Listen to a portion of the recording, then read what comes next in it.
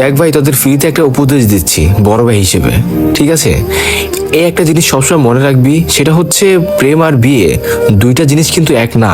তুই যখন কারোর সাথে প্রেম করবি বা কারোর সাথে যখন তোর প্রেম হবে, তখন তার সবকিছুই ভালো লাগবে, ঠিক আছে? তার যেই নেগেটিভ সাইডগুলো আছে, তার প্রত্যেকটা জিনিস তোর খুব ভালোবাসবি বা ভালো লাগবে, তার বিরুদ্ধে কোনো অবজেকশন থাকবে না তোর। কিন্তু বিয়ের ক্ষেত্রে আসলে সব খারাপ অভ্যাস বা অবজেকশন নিয়ে কিন্তু বিয়ে করা যায় না। কেন জানিস? এটার কারণ হচ্ছে, সেটা হচ্ছে বিয়ে আসলে আমাদের দুজনের মধ্যে হয় না, বিয়েটা হয় হচ্ছে আমাদের দুই পরিবারের মধ্যে।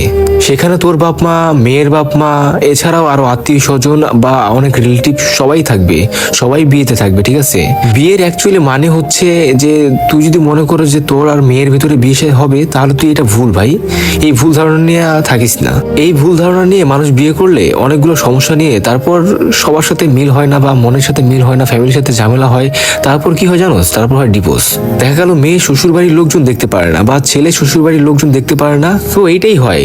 এই জন্যই প্রেম হলো একটা জিনিস আর বিয়ে হলো আরেকটা জিনিস। তাই তুই প্রেম করতে পারিস সব মেয়ের সাথে বা সব ছেলের সাথেই, বাট বিয়ের ক্ষেত্রে তোকে অনেক চিন্তা ভাবনা করে করতে হবে। বিয়ের ক্ষেত্রে দুজনেই অনেক স্যাক্রিফাইস করতে হবে। তোরে আগেই বলে দিতে হবে যে আমি এরকম ভাই, এরকম সমস্যা, এরকম ফ্যামিলির সমস্যা, তোর ফ্যামিলি যদি মানে না তাহলে ঠিক আছে বলে দাও, তার না হলে পরে থেকে ডিভোর্স হওয়ার থেকে আগে বলে নেওয়াটাই ভালো, ঠিক না? তোরা যারা বিয়ে করবি তাদের জন্য বেস্ট অফ লাক, শুভকামনা রইল তোদের প্রতি। আর যা করবি ভেবেচিন্তে করবি। আর তোদের বয়স যখন 25 হয়ে যাবে, তখন তারপর রং ডিসিশন নিস না ভাই, তাহলে জীবনটা সারকার হয়ে যাবে। এই 25-এর পর রং ডিসিশন নেওয়াটা মোটেও কাম্য নয় বা কোনো অপশন নাই।